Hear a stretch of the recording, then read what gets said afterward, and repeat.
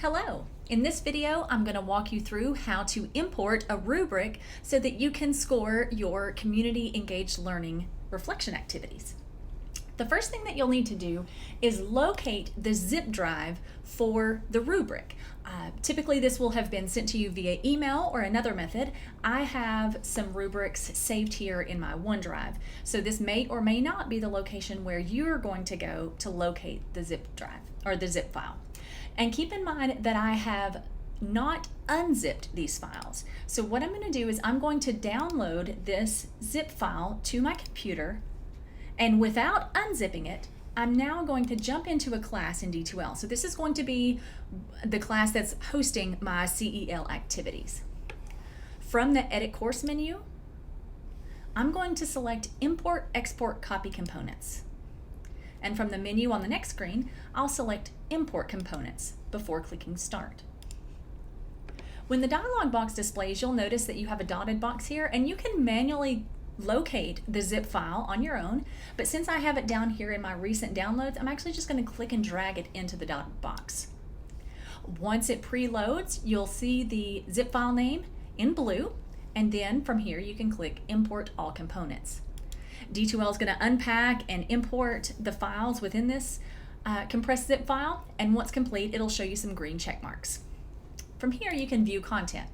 Now, it's not uncommon for there to be no content after you've imported a rubric file like this. Rubrics live within the Course Tools menu, and you can find rubrics in that dropdown. So I see here that I have my CEL rubric. If I preview the rubric, I'm able to see the 3 different criterion and the levels of achievement that I get to assess my students with. So I'm going to close out that preview window. So from here, we've got a couple of options. I typically recommend that you associate a rubric with a Dropbox item. And commonly you'll use this Dropbox item to collect your CEL reflections or some sort of final or culminating project that you're going to use to assess the CEL experience. So from here, I'm going to click New Folder. I'll give it a name of CEL Reflection. You can name it whatever you'd like. You can choose whether to have it graded or ungraded. I'm actually going to put it in the gradebook out of 100 points. Just going to click in gradebook.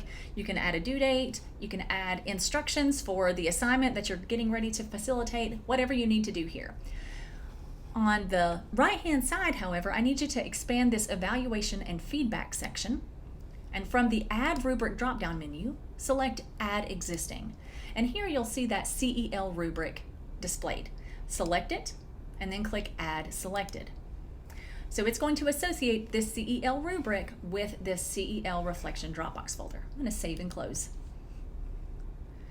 So I've successfully created my Dropbox item, and so when students begin submitting items to this particular Dropbox folder, you can go into the folder submissions page, and from the Evaluate option, you can assess the student submission and then use this interactive dynamic rubric to score your student. You can hover over particular levels of achievement to select a particular level, and if you want to add additional feedback to your student, you'll click this Add Feedback and then type your feedback here.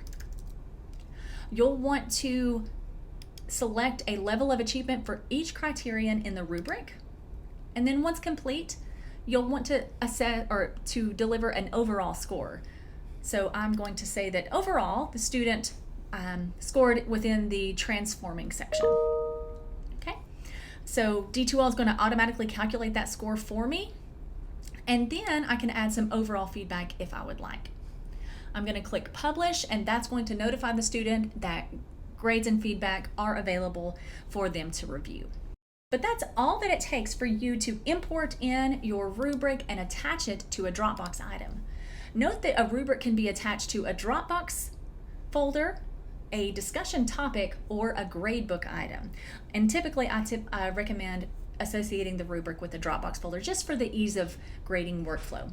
If you have any questions about this process or encounter any hiccups or roadblocks along the way, please reach out to me and I will be happy to help you complete the workflow.